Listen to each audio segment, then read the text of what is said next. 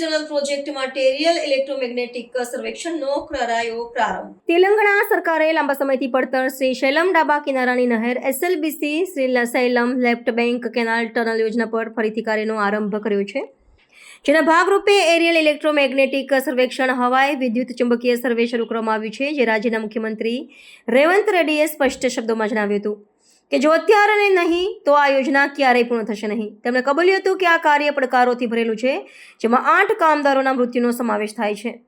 છતાં સરકારે કામ ફરી શરૂ કર્યું છે અને તેને કોઈ પણ ભોગે પૂર્ણ કરવા પ્રતિબદ્ધ છે.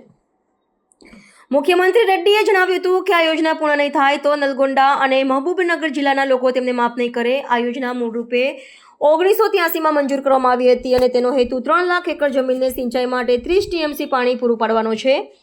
વર્ષ 2004માં તત્કાલીન સરકારે ટનલ 1 અને ટનલ 2ના કાર્યો રૂપિયા 1968 કરોડના ખર્ચે શરૂ કર્યા હતા અને સિંચાઈ માટે ભારતમાં પ્રથમ વખત ટનલ બોરિંગ મશીનનો ઉપયોગ શરૂ કર્યો હતો.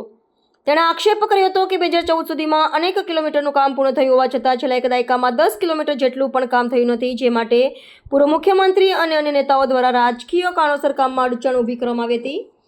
વર્તમાન સરકારે આ પડતર કાર્યને પુનર્જીવિત કરવાની પ્રતિબદ્ધતા દર્શાવી છે. શ્રી રેડ્ડીએ ઘોષણા કરી હતી કે માર્લાપાડુ, કેસિયા થાંડા અને નકલાગંદી થાંડાના વિસ્થાપિત પરિવારોના મુદ્દાઓનો ઉકેલ 31 ડિસેમ્બર સુધી લાવવામાં આવશે.